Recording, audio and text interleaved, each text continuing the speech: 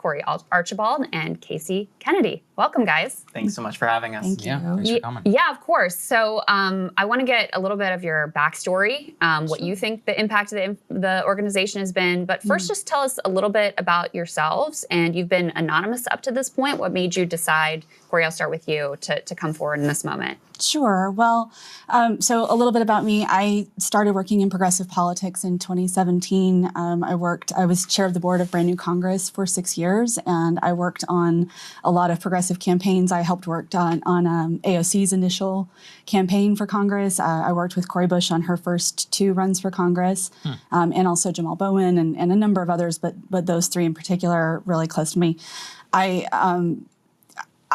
Through that's how I got to be really familiar with the work that AIPAC is doing and their influence on our elections. And so that's kind of where I got started in this process. Yeah. What about you? Yeah, how about you, Casey? So I've been working in the digital marketing space for about 10 years now. I've done both private sector work and I've worked on political campaigns for like city council and a local congressional race.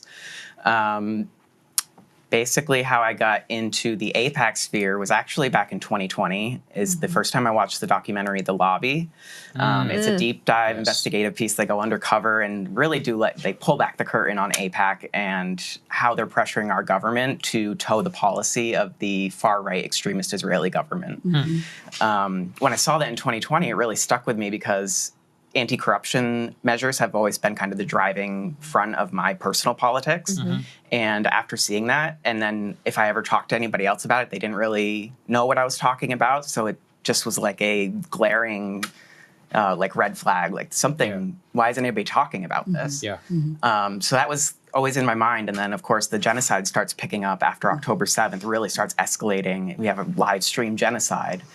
And still nobody's connecting these dots of why are our officials okay with being complicit in this? Why are we sending American tax dollars to be used for war crimes? Why are we sending American-made weapons to murder women and children and innocent civilians? So I just started doing some digging for myself, and I was kind of surprised to see how the information was always accessible, but it just wasn't maybe easily accessible or like broadly pushed out anywhere.